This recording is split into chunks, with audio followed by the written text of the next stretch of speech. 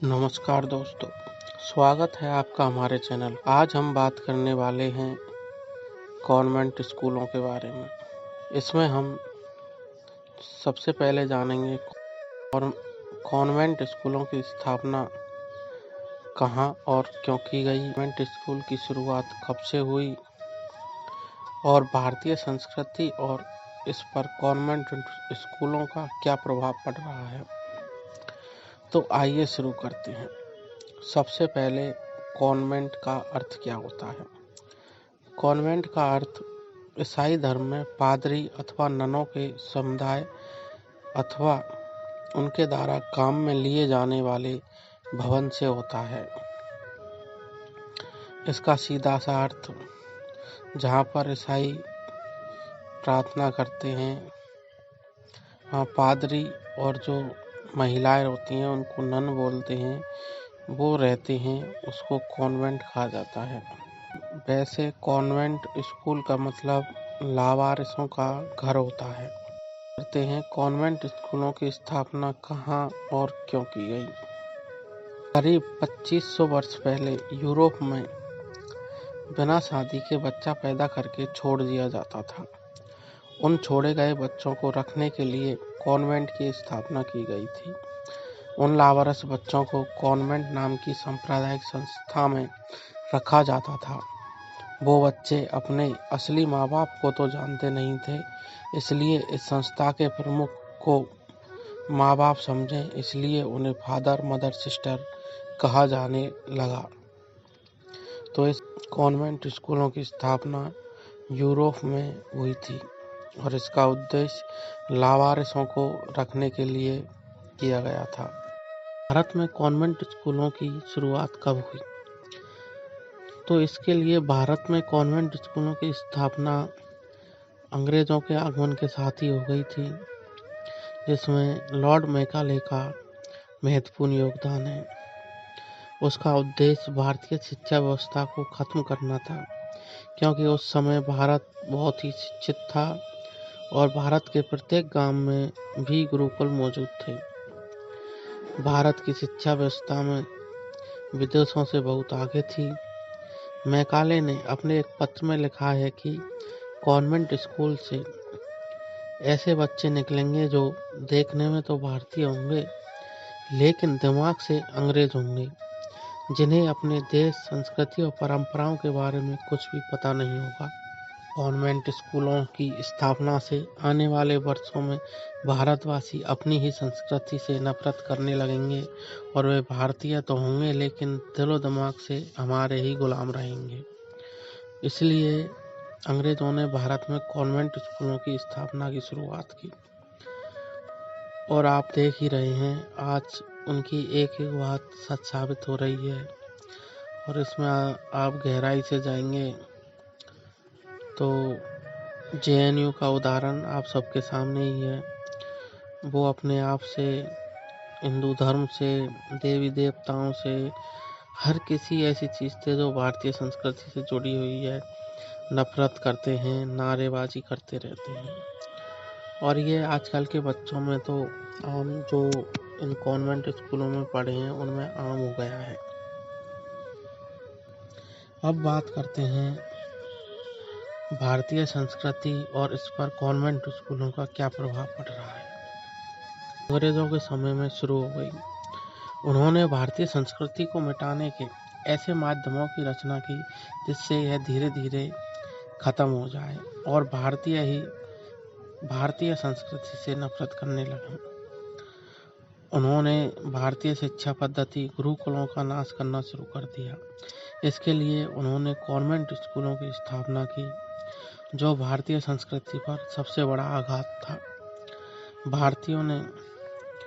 भारतीय इससे अनजान रहे और उन्होंने अपने बच्चों को बढ़ चढ़कर इनमें पढ़ाना शुरू कर दिया, क्योंकि भारतीय एक ऐसी नस्ल है जो अपने पैरों पर कुल्हाड़ी मारने में कभी भी पीछे नहीं रखती। अंग्रेजों ने जब भारत पर आक्रमण किया तो एक अंग्रेज ने लिखा कि जब हमने भारत पर कब्जा किया तो देखा कि सबसे ज़्यादा खुशी भारतीय लोगों को ही हो रही थी वो हमें देखकर तालियां बजा रहे थे। उन्हें इस बात का बिल्कुल भी गम नहीं था कि हमने उनके राजा को हरा दिया है। भारतीय हमेशा से ऐसे ही रहे हैं। ऐसा ही शिक्षा व्यवस्था के साथ भी हुआ। धीरे धीरे गुरुकुल खत्म होने लगे और उनका स्थान कॉन्वेंट स्कूलों ने लेना शुरू कर दिया। ये एक मिशनरी स्कूल होते थे जो ईसाईयत का प्रचार प्रसार करने में लगे रहते हैं। आज भारत में बहुत बड़ी संख्या में कॉन्वेंट स्कूल मौजूद हैं। ये सभी ईसाईयत का प्रचार प्रसार करने का अब तो लगभग अड्डा ही बन चुके हैं। इनमें भारतीय त्योहारों पर कभी भी छुट्टियां नहीं होती। ये ईसाइयों के त्योहार बड़ी धूमधाम से मनाते हैं। हाल ही में इसका ताज़ा उदाहरण हैलोवीन नाम का त्योहार को लेकर है। हैलोवीन में ईसाई लोग एक अजीब सा पहनावा धारण करके अपने मृत पूर्वजों को याद करते हैं। इन स्कूलों में पढ़ने वाले हमारे भारतीय बच्चों ने भी यह त्योहार बड़ी ही धूमधाम से मनाया, जबकि भारतीय बच्चों और उनके माता पिता को ये पता भी नहीं कि इस त्योहार का मतलब क्या है। ऐसा ही हम हमारे पूर्वजों के लिए श्राद्ध पक्ष में करते हैं, लेकिन तब ये वामपंथी लोग और इन मिशनरी स्कूलों में पढ़ने वाले उसका मजाक उड़ाते हैं। ऐसी घटनाएं आए दिन होती रहती हैं, जिसमें आप कॉन्वेंट स्कूलों द्वारा भारतीय संस्कृति का मजाक बनाते हुए देख सकते हैं। यहाँ तक कि इनमें तो प्रार्थना भी ईसाइयों के लिए होती है। इसके लिए आप किसी भी बच्चे से पूछ सकते हैं। आपने आए दिन हिंदू त्योहारों और हिंदू विरोधी घटनाओं के बारे में अखबार में, इन स्कूलों में होने वाली घटनाओं के बारे में पढ़ा ही होगा, जिसका मैं आपको एक उदाहरण भी दे देता हूँ। भारत माता की जय बोलने पर मिशनरी स्कूल में 7वीं के छात्र रोहित जैन को 4 घंटे तक जमीन में बैठाने की सजा दी गई। ऐसे बहुत से उदाहरण इस समय मौजूद हैं।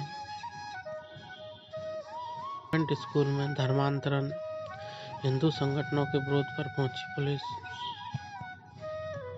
बेंगलुरु के कॉन्वेंट स्कूलों में छात्रों पर बाइबल पढ़ने का दबाव, कॉन्वेंट स्कूलों में चल रहा है धर्म परिवर्तन की क्लास। ऐसी बहुत सी खबरें आए दिन आती रहती हैं। में कोई भी हिंदू त्योहार नहीं मनाया जाता और ना ही इसमें छुट्टियां रखी जाती हैं। यदि आप तिलक और मेहंदी लगाकर स्कूल में चले गए तो आपको सजा दी जाती है।